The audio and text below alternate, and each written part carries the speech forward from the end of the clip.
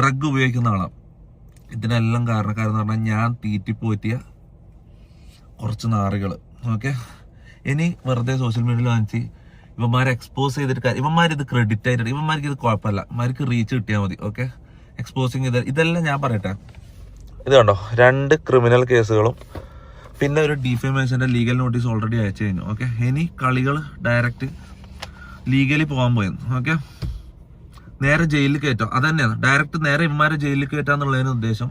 കാരണം എക്സ്പോസിങ് ഒന്നും ഇവർക്ക് ഇതൊക്കെ റീച്ചാ, ഇതെല്ലാം നെഗറ്റീവ് റീച്ച് മുന്നോട്ട് പോവാ, ഇതാണ് ഇവരെ മൈൻഡ്. ഓക്കെ, അപ്പൊ ഞാൻ പറഞ്ഞിരുന്ന വെച്ചാൽ പോക്സോ കേസ്, അബോർഷൻ കേസാണെന്ന് എനിക്കറിയില്ല. പക്ഷെ സ്റ്റിൽ സമൂഹത്തില് ഒരാളെ നാറ്റിക്കണമെങ്കിൽ ഫസ്റ്റ് മൈൻഡിൽ വരുന്ന എന്തൊക്കെ കാര്യങ്ങളുണ്ടോ അതൊക്കെ ഇവരെനിക്കെതിരെ പറഞ്ഞിട്ടുണ്ട്.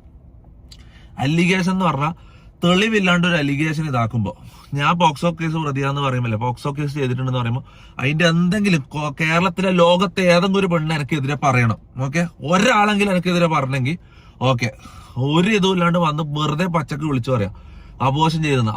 ഒരാളെങ്കിലും അത് പറഞ്ഞു കഴിഞ്ഞാൽ ഞാൻ പ്രണയിച്ച്, അതായത് റിലേഷൻഷിപ്പില്